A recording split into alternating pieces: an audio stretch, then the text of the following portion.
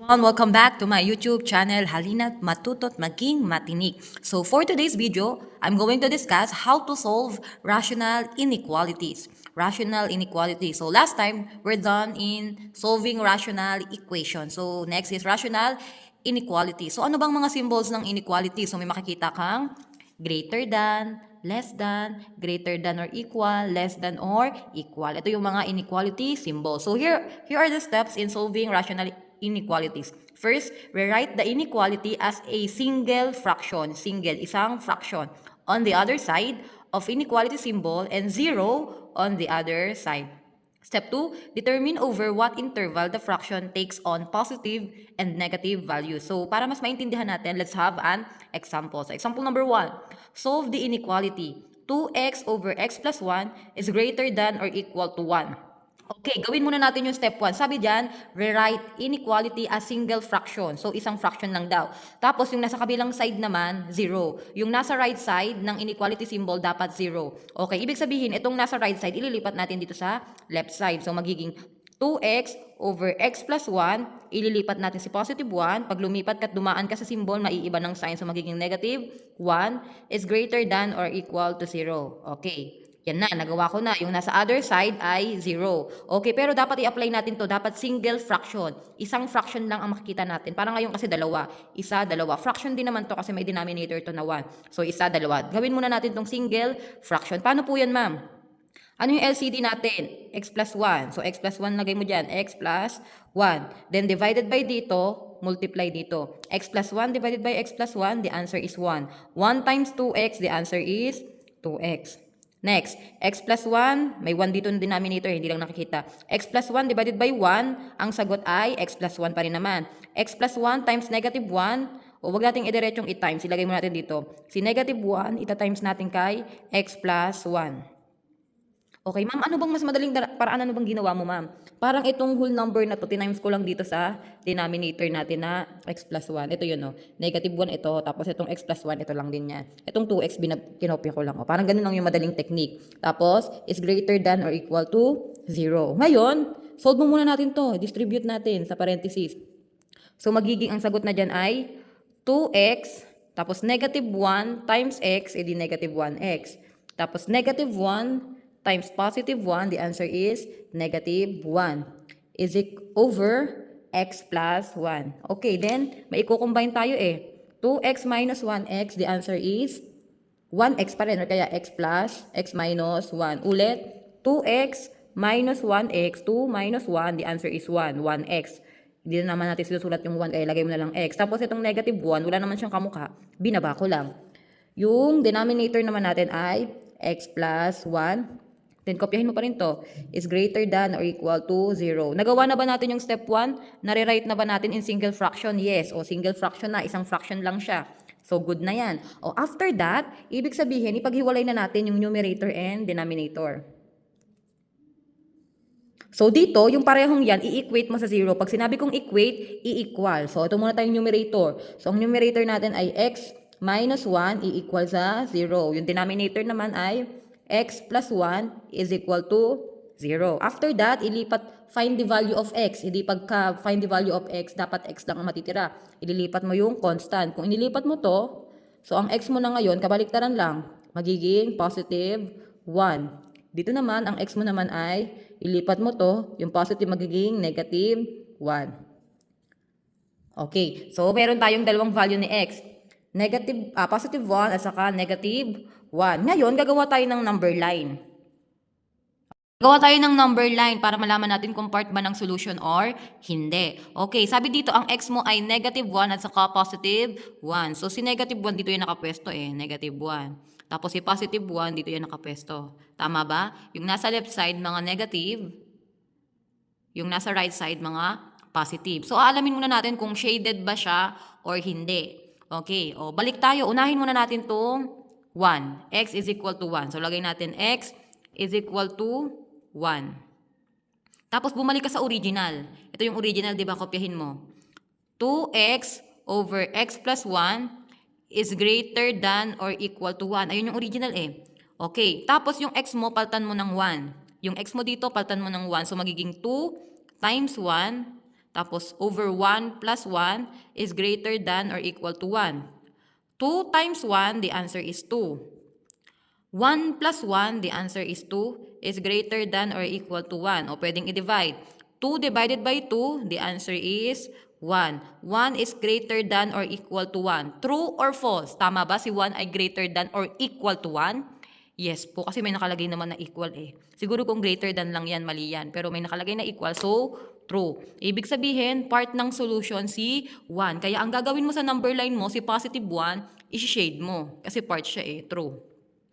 O, yan yun. Okay, next. Ano pang isang x natin? Negative 1. So, x is equal to negative 1. So, yung given mo, papalitan mo naman ng negative 1. So, magiging 2 times negative 1 over negative 1 plus 1 is greater than or equal to 1. So, 2 times negative 1, the answer is negative 2. Negative 1 plus 1, o parang 1 minus 1, the answer is 0. Negative 2 divided by 0, undefined yon. So, greater than or equal to 1. True or false?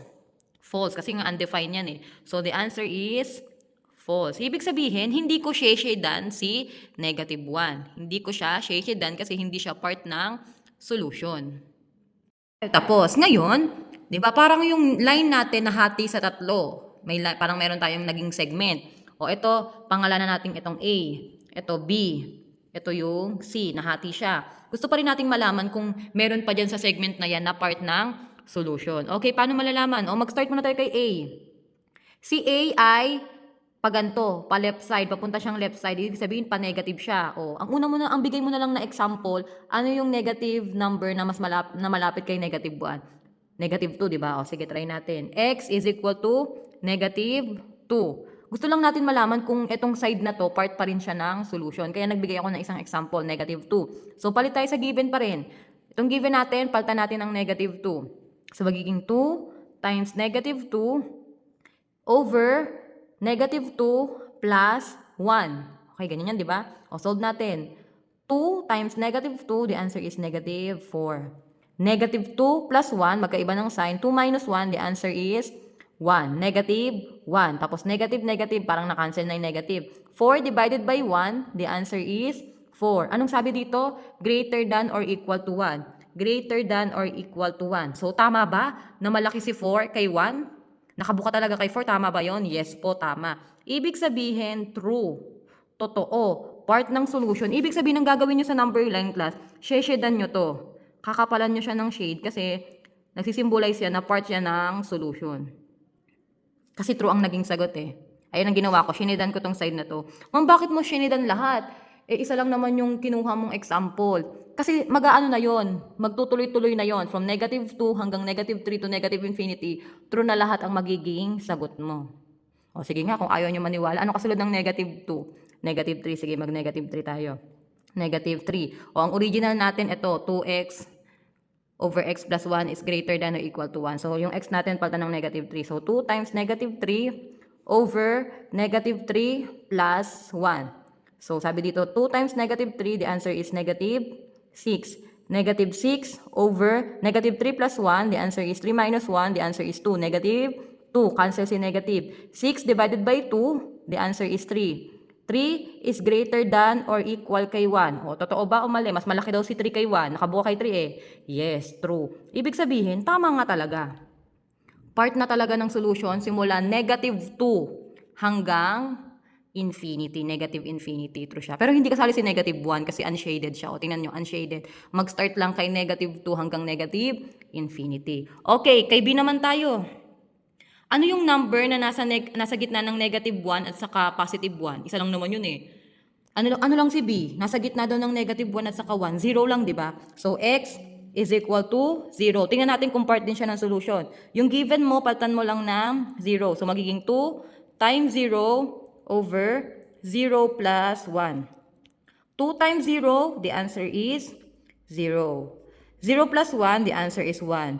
0 divided by 1, the answer is 0.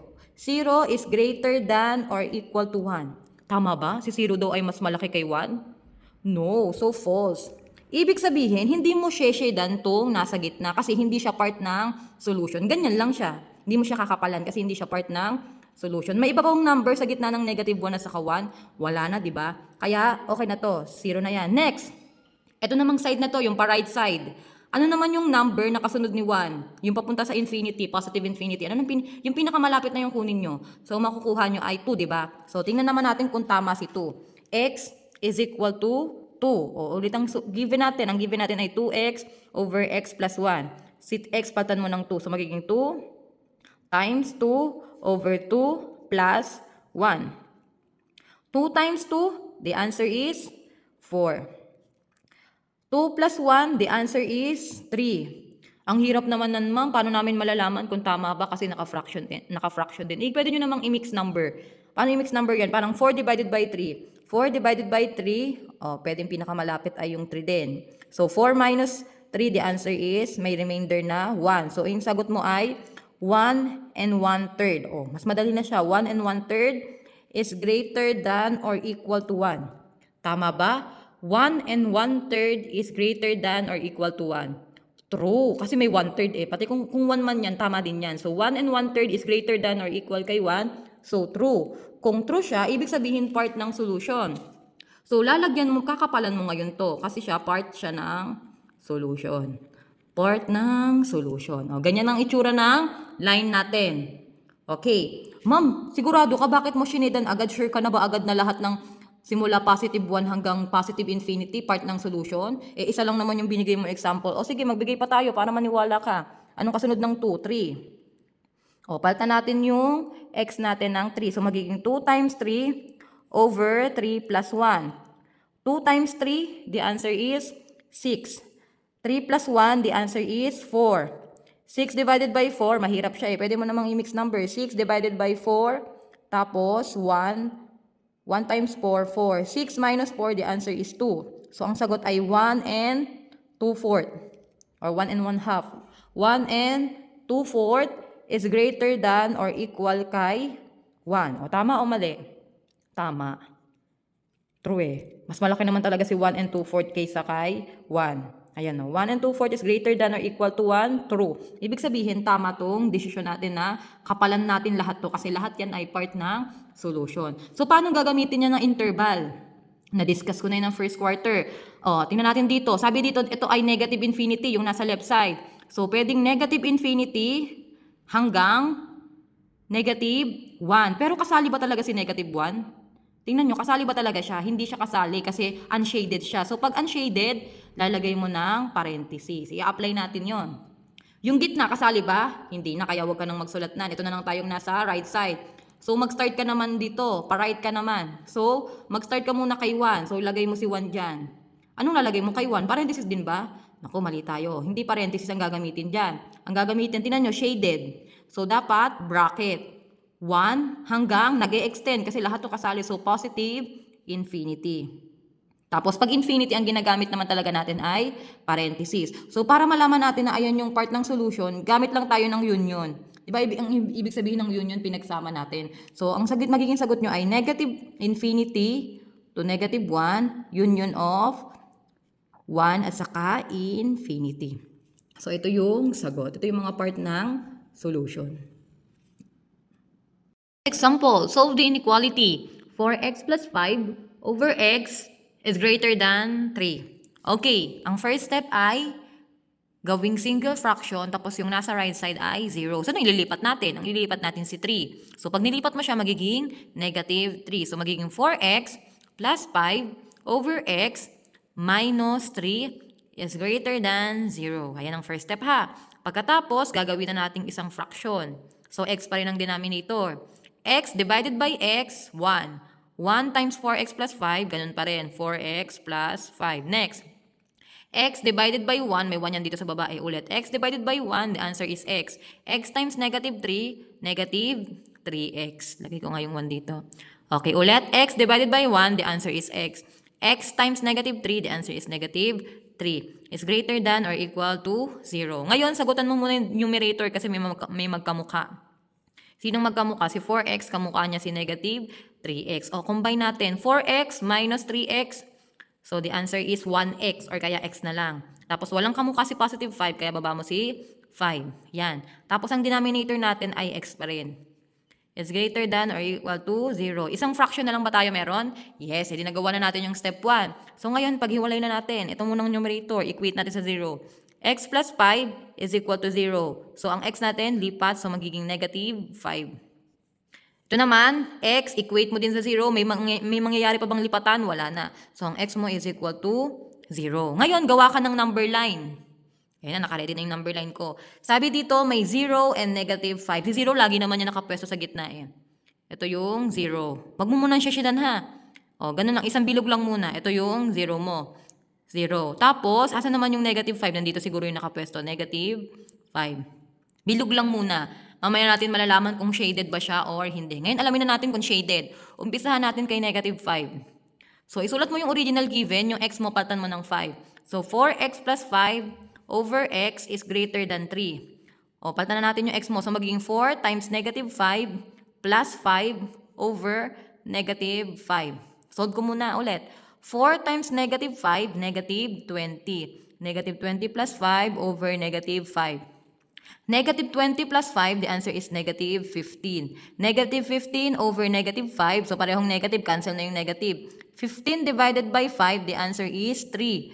3 is greater than or greater than to 3. 3 is greater than 3. Tama ba yun? 3 is greater than 3. Si 3 daw ay malaki kay 3. No. Kung may equal siguro yan, magiging true yan. Pero dahil 3 is greater than 3, pareho naman silang 3. So, ang sagot ay false. Kung siguro class ang nakalagay ay 3 is greater than or equal kay 3, pwede pa siguro, true yan, true. Pero, ang nakalagay kasi lang ay greater than lang. So, false siya. Ibig sabihin, hindi ko sheshedan si negative 5. Okay, next. X is equal to 0 naman. Yung original mo, yung mga x dyan, palitan mo ng 0. So, magiging 4 times 0 plus 5 over 0. O, ayun na, pinatan ko lang. Ito yung original. Tapos pinatan ko. So, 4 times 0, the answer is 0. 0 plus 5, the answer is 5. 5 divided by 0, the answer is 5 divided by 0, the answer is undefined. So, undefined yan. Kung undefined yan, yung 5 over 0 is greater than 3. Ang sagot ay false din. Okay. Paano magiging Paano magiging true yan? Kung 5 over 0 ay undefined nga. So, hindi nga. Hindi false siya. Kung false siya, ibig sabihin, hindi ko din to sheshedan. So, wala akong sheshedan sa mga yan. Alamin pa natin kung, di ba, nahati yan sa tatlo. Alamin natin kung may part pa dyan ng solution. O, dito muna tayo mag-start. Sa left side. O, anong negative number na malapit kay negative 5? Alamin natin. So, x is equal to negative 6. Try lang natin si negative 6 kasi malapit naman siya. So, lahat ng x mo, papalitan mo lang ng negative 6. So, magiging 4 times negative 6 plus 5 over negative 6. So, 4 times negative 6, the answer is negative 24 plus 5 over negative 6. Negative 24 plus 5, the answer is negative 19. Negative 19 over negative 6, cancel si negative. So, 19 divided by 6, anong sagot? O, pwede natin i-divide yan. 19 divided by 6, anong pinakamalapit kay 19? 6, 12, 18. Si 18 ay pang tatlo. 19 minus 18, 1. So, ang sagot ay 3 and 1 over 6. 3 and 1 over 6. O, 3 and 1 over 6 is greater than 3. O, tama ba? Si 3 and 1 over 6 is greater than 3. Yes. So, true siya. Kung true yung naging sagot mo, ibig sabihin, sheshedan mo to. Yung simula negative 6. Sure na yan. Huwag na tayo magbigay pa ng example. Try mo din yung negative 7, negative 8, negative 9, negative 10, hanggang negative infinity. True ang magiging sagot siyan. Kaya, lagyan ko ng, sinedan ko yung line na yon, yung segment na yon. Okay, next. Ito kasi yung A. Kay B naman tayo. O, ano naman yung number sa gitna ni negative 5 at saka 0? It's either negative 4, negative 3, negative 2, negative 1. O, mamili ka na lang doon kung anong gusto mo. O, siguro ang pinili ko na lang ay negative 2. Okay, kung negative 2. O, tingnan natin ha, kung sheshedan din ba natin yon. So, magiging 4 times negative 2 plus 5 over negative 2. 4 times negative 2, negative 8 plus 5 over negative 2. Negative 8 plus 5, the answer is negative 3 over negative 2. Cancel. 3 divided by 2, the answer is, pwede natin yung gawing mixed number. So, magiging 1 and 1 half. 1 and 1 half is greater than 3. Tama ba? 1 and 1 half is greater than 3. Mas malaki ba si 1 and 1 half kay 3? False. So, ibig sabihin, hindi ko share-sharedan tong nasa gitna. Kahit itry nyo pa yung negative 4, negative 3, negative 1, false din ang magiging sagot mo. Kaya hindi talaga natin share-sharedan tong gitna. Ngayon naman, ito naman tayo. Dito tayo mag-start sa positive. So, 0, hindi naman kasi 0 eh. So, 1 to infinity. Anong gusto nyo? 1 na lang. Ang pinakamalapit kasi ay 1. So, x is equal to 1. So, magiging 4 times 1 plus 5 over 1. 4 times 1, the answer is 4 plus 5 over 1. 4 plus 1, the answer is 9. 9 divided by 1, the answer is 9. 9 is greater than 3. 9 is greater than 3. True or false? True. Mas malaki naman talaga si 9 kay 3. So, true siya. Ibig sabihin, kung true yan, applicable yan sa lahat ng positive number. Ibig sabihin, itong side na to, yung right side, sheshidan mo yan ng makapal. Para ma-emphasize natin na part siya ng solution. Yan, nashidan ko na. Shinidan ko ng makapal. Kahit itry nyo si 2. Ano pa rin yan? Magiging true pa rin yung sagot. Sige nga, try ko si 2. X is equal to 2. Positive din naman yan. So, magiging 4 times 2 plus 5 over 2.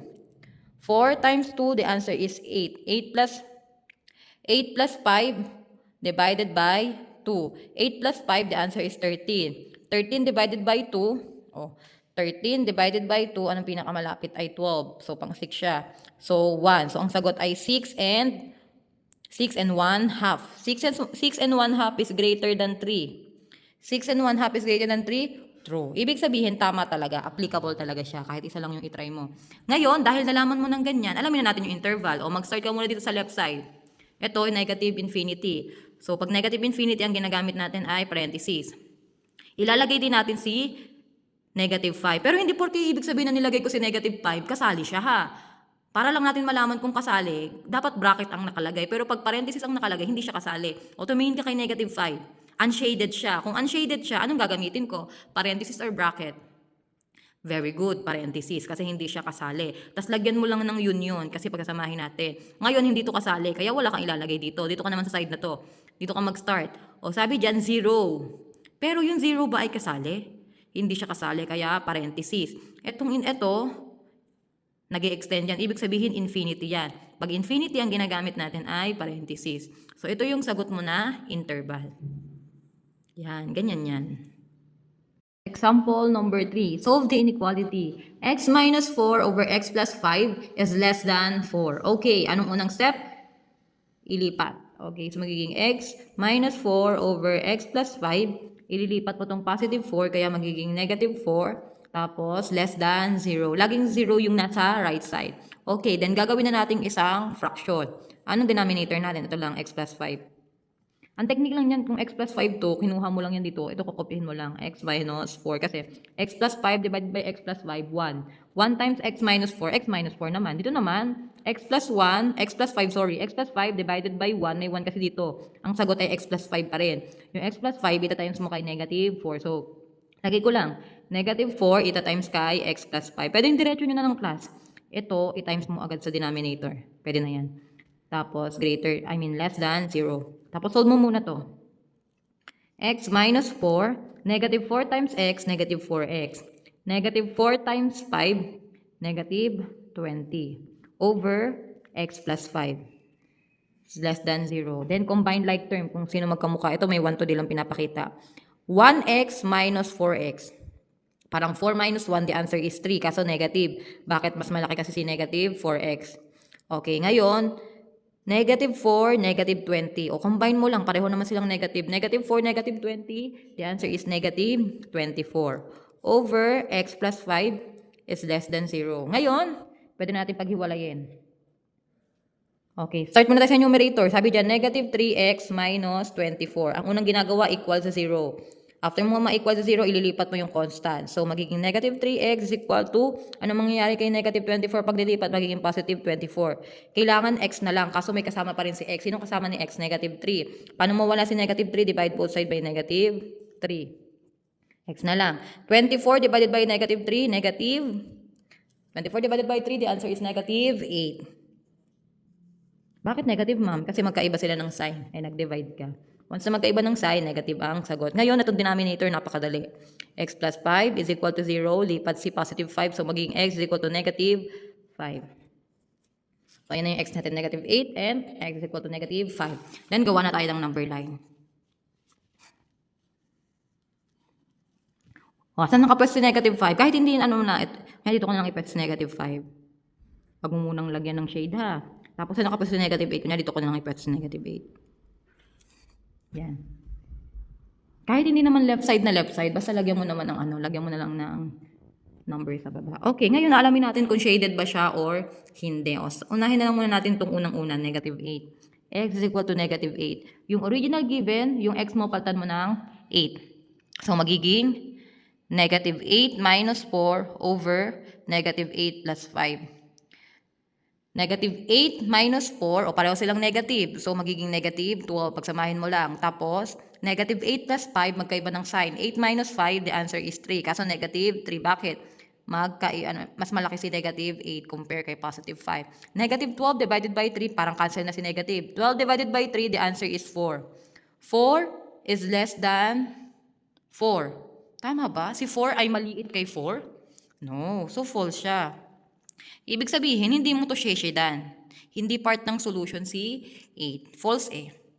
Pwede siguro kung less than or equal. Kung may equal na nakalagay. Kaso walang nakalagay eh. Kaya false siya. Ngayon, yung pangalawa naman natin ay negative 5. So, x is equal to negative 5. Yung given, palitan mo yung x ng 5. So, magiging negative 5 minus 4 over negative 5 plus 5. Negative 5 minus 4, the answer is negative 9 over negative 5 plus 5, 0. O negative 9 divided by 0, undefined yun. So, undefined is less than 4. The answer, tandaan nyo pag 0 agad yung denominator, undefined yun. So, false agad yun, false. So, ibig sabihin, wala akong sheshedan. Ibig sabihin, si negative 8 at saka si negative 5, hindi siya part ng solution. Ngayon, alamin naman natin kung, di ba, nahati ito sa tatlo is A, B, C. O ngayon naman natin kung alamin natin yung pinaka-line kung may part ba dyan na part ng solution. O dito muna tayo sa pa-left side. Ano yung number na pa-left side ni negative 8? So paano yan? Palaki yan, di ba? Negative 8, negative 9, negative 10. O, gawin na natin yung negative 9. Siya yung pinakamalapit eh. So yung x mo, palitan mo ng negative 9. So magiging, sulit ko yung given. Sabi dyan, ang given natin ay x minus 4 over x plus 5 is less than 4. Yung x ko, palitan mo ng negative 9. So, magiging negative 9 minus 4 over negative 9 plus 5. O, sagutan ko muna. Negative 9 minus 4. O, parehong negative pag-plusin mo. The answer is 13. 13 divided by or over negative 9 plus 5. The answer is negative 4. Bakit negative 4? Kasi magkaiba sila ng sign. O, negative 9 plus 5, negative 4. Ngayon, i-divide natin para maging mixed number. 13 divided by 4 muna. 4, 8, 12. 12 ang pinakamalapit pang ilan? 4, 8, 12 pang tatlo. So, the answer is 3 and 1/4. 3 and 1/4 is less than 4.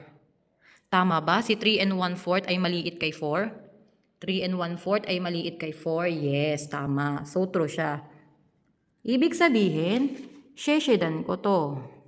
Kakapalan ko yung line. Kasi part siya ng solution. Kung kahit itry nyo pa yung negative 10, negative 11, negative 12, magiging true ang sagot dyan. Kaya, tama na to, nasyinidan ko. Ngayon, yung B naman. Ano yung number na gusto nyo? Nasa gitna ni negative 8 at saka negative 5. Pwedeng negative 7 at saka negative 6. O, sige, anong gusto nyo? Sige, negative 6 na lang. X is equal to negative 6. Yung original, palitan mo lang ng negative 6 yung x. So, negative 6 minus 4 over negative 6 plus 5. Negative 6 minus 4. Parehong negative. Pag-plusin mo, negative 10. Tama, negative 10. Tapos, negative 6 plus 5. Nanginginig ako. Negative 6. Negative 6 plus 5. O, pag-minusin mo kasi magkaiba sila ng sign. So, negative 1. 6 minus 5, 1. Bakit negative? Kasi mas malaki si negative. Tapos, negative 10 divided by negative 1. Parang cancel na yung negative. 10 divided by 1, the answer is 10. 10 is less than 4. Alamin nyo na. Tama ba na mas maliit si 10 kaysa kay 4? Maliit si 10 kasi hindi nakabukas sa kanya eh. So, mali. False. Ibig sabihin, hindi ko din sheshedan tong nasa gitna ni negative 8 at saka negative 5 kasi false yung naging sagot natin. Okay, next. Last. O, dito naman tayo. Si negative 5 papunta kay positive. O, ano yung number na malapit kay negative 5 papunta positive? Pinakamalapit na kasi ay negative 4. Pwede nyo gamitin negative 4, negative 3, negative 2, negative 1, 0, 1, 2, 3, 4. Yun. So, try na muna natin yung pinakamalapit. Ang pinakamalapit kasi ay negative 4. Sige, patawan na natin kung negative 4 kung tama din yun. Negative 4. So, magiging negative 4 minus 4 over negative 4 plus 5. Negative 4 minus 4, parehong negative, pagplasin mo negative 8. Negative 4 plus 5, the answer is 1. Tama? 1? 1 ang sagot. Positive. So, negative 8 divided by 1, the answer is negative 8. Negative 8 is less than 4. Tama ba na mas maliit si negative 8 kay positive 4? Yes, maliit ni negative eh. So, true. Maliit. So, ibig sabihin, anong gagawin mo na kahit isa pa lang yung nagagawa mo? Sheshedan mo tong side na to. Simula negative 4 hanggang positive number, lahat yan part ng solution. Ma'am, try ka ng paano, ng positive kung totoo talaga. Sige, try tayo ng positive. O, dito na sa taas. So, ano gusto mo number? Sige, 1. O, ang original natin ay 1 minus 4 over 1 plus 5. Okay, 1 minus 4, the answer is negative 3. Tapos, 1 plus 5, the answer is 1 plus 5, the answer is 6. Okay. Pwede na natin anuhin yan. Negative 3 over 6. Pwede pa nga natin siyang i-lowest term. So, negative 1 half. Tama? Negative 1 half is less than 4. Tama ba? Negative 1 half. Si negative 1 half ba ay maliit kay 4? True. Ibig sabihin, tama talaga itong ginawa natin. Simula negative 4 hanggang positive number, part siya ng solution. Ngayon, isulat na natin yung interval. Mag-start tayo sa left side. So, negative infinity kasi kasali. Hanggang negative 8. Pero kasali ba talaga si 8? Hindi talaga siya kasali kasi unshaded siya. So, parenthesis ang gagamitin mo. Tapos, lagyan mo ng union. Mag-start ka sa right side ka naman. Pag ganito, pa right side. So, negative 5. Kaso, nung lalagyan mo kay negative 5, parenthesis or bracket? Parenthesis kasi unshaded siya. Tapos, ito, nahaba to. So, infinity. Positive infinity, then parenthesis. So, ito yung sagot. Negative infinity to 8. Union of negative 5 hanggang infinity. Pero hindi kasali si negative 8. Hindi din kasali si negative 5. Okay, ayun lang.